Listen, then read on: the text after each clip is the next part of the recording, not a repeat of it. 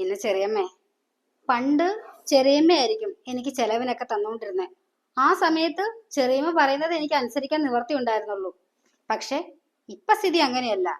എന്റെ ചെലവ് നോക്കുന്നത് ഇപ്പൊ ചെറിയമ്മയല്ല. അപ്പം ഞാൻ ചെറിയമ്മയുടെ വാക്ക് കേൾക്കേണ്ട ആവശ്യമുണ്ടോ? എനിക്ക് ചെലവിന് തരുന്നവരുടെ വാക്ക് ഞാൻ അനുസരിച്ചാ പോരെ? അവർക്ക് താല്പര്യം ഞാൻ പഠിക്കാൻ പോണെന്നാ. അപ്പോ ഞാൻ പഠിക്കാൻ പോണ്ട് ചെറിയമ്മേ. ചെറിയമ്മയുടെ വാക്ക് കേട്ടിങ്ങനെ ഇരുന്നാ മതിയോ? എടി, നീ കൂടുതൽ അങ്ങോട്ടേ അഹങ്കരിക്കാൻ നിക്കണ്ട. നിന്റെ പഠിത്തേ ഞാൻ നിർത്തി തരണുണ്ട്. ആഹാ, അത് കൊള്ളാലോ. അവളുടെ പഠിത്തം നിർത്താനേ നിങ്ങൾ ആരാ?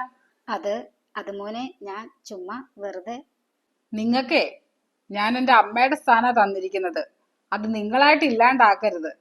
പിന്നെ എന്റെ ഭാര്യ പഠിക്കാൻ പോണോ വേണ്ടോ തീരുമാനിക്കുന്നതേ ഞാനാ.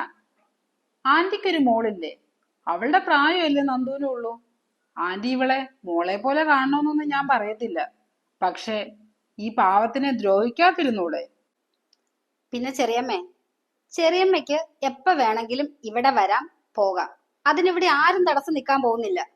പക്ഷെ അനാവശ്യമായിട്ട് ഇനി എന്റെ ജീവിതത്തിൽ ഇടപെടാൻ വന്ന എനിക്കതിന് തടയിടേണ്ടി വരും.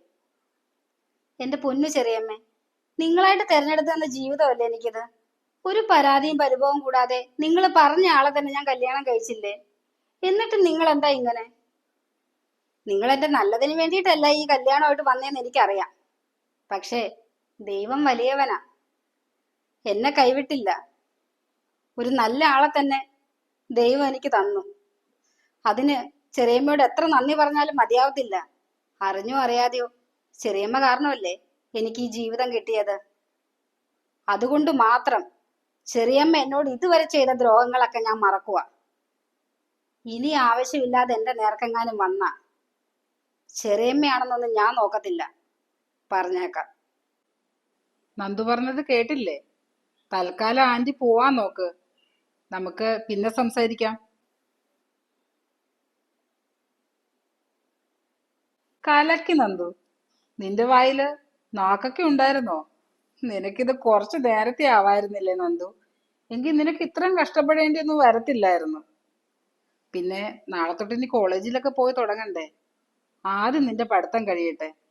എന്നിട്ട് വേണം നമുക്ക് നമ്മുടെ ജീവിതം ഒന്ന് ജീവിച്ചു തുടങ്ങാൻ. അല്ലേ നന്ദു?